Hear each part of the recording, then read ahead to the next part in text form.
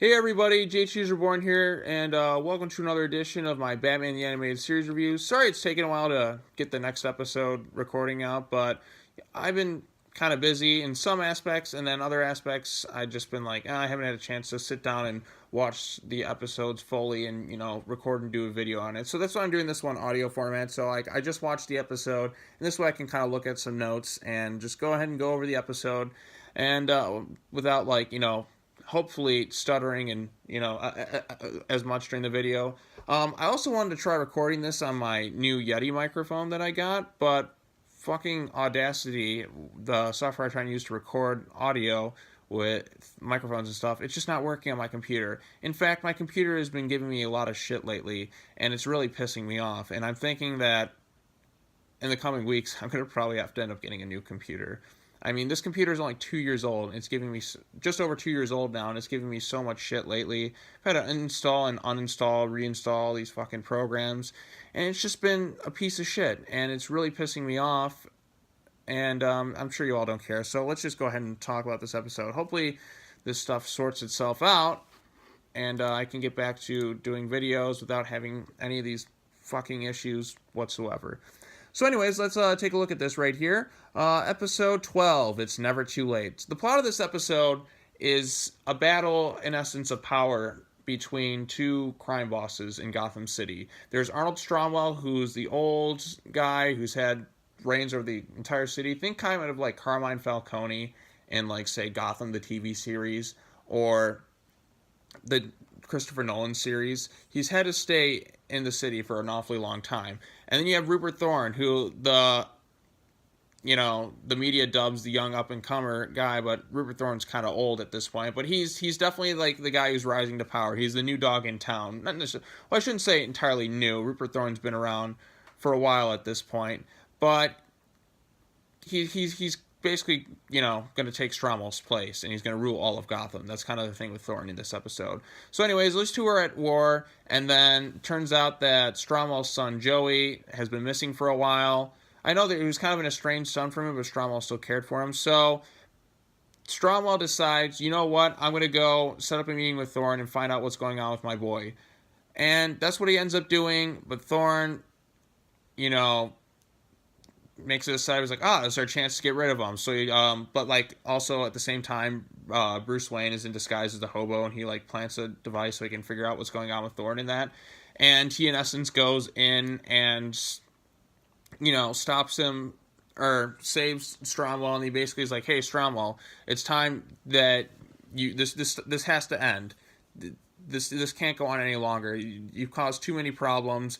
And then he takes him to his son who's been sick and his wife, and he also brings in Stromwell's brother, who's also a priest. Who, one of the best parts of the episode is a flashback. I actually think it's the strongest aspect of the episode. It was like the flashbacks between Stromwell and his younger brother, and how they're messing around in some train tracks. And Arnold Stromwell, who's the crime boss, is and then who's the other guy?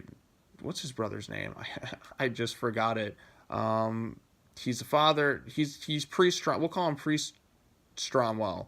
So, okay, what was his name? Michael Stromwell. So, Father Michael. So, anyways, Father Michael or whatever. It's when they're kids, so he's not a priest yet. He's just he's the good one. Stromwell's the bad one. He's got kind of a bad influence. And Stromwell's doing things. He ends up getting stuck, and Michael saves his life, and he loses his leg. Batman brings Stromwell to his brother and all that, and he takes him back to where, Michael lost his leg, and Stromwell starts to break down over, basically what he's done. He's just you know what? My empire is crumbling. Enemies are taking over. He's just his brother's just come on, man. This can't go on any longer. Please, just come home to me. Just be my brother. Just put this behind you. And then Stromwell starts to break down. Then Rupert Thorne comes in with a gun. And he's just I'm going to take care of you, Stromwell. Rupert Thorne. And then all of a sudden Batman comes in, stops him. The police show up. And Stromwell is just you know what? I'm prepared to give a statement to the police. And then the episode kind of ends like that. As far as this episode goes, it's fine. It's a decent episode. It's like I said, there's no bad episodes in Batman the Animated Series. I do think a lot of the mob boss crime episodes where it's like none of the major villains don't interest me quite as much, because I'm just like, I kind of want to see like Batman's villains. But at the same time, I'm like, you know what? I got plenty of other episodes with the main rogues gallery, so it's kind of nice to see a change of pace with the series. This kind of reminds me of the episode POV with, you know, the mafia and crime and all that, but I do think this episode is a little better than POV. POV is one that I watch and I'm just like, I don't know when it comes to POV. So, but this one's fine. I like the stuff with Stromwell and his brother as kids. By the way, a lot of the like animation when it's them as kids looks like a lot of the characters look exactly the same. Like a lot of the kids have like the same. All the guys have boys have like that same facial expressions, and then like same thing kind of goes for the girls. But it's just something I kind of noticed. But anyways, so yeah, this episode, I think it's fine. It's not one of my particular favorites, but if you're a Batman the Animated Series fan, I'm sure you'll enjoy it. I like this episode more as like, you know, that I've grown up than I did as a kid. So it's definitely like grown on me a bit more over the years, but it's not one I necessarily go back to and rewatch over and over again. So yeah, I'm not sure what else I could say. There's no actually, when it comes to this episode, there's no real like highlight Batman moments. Batman's just like, he's kind of forgotten a bit in this episode. I mean, there's nothing that really stands out to me as like, oh, that's a classic Batman moment.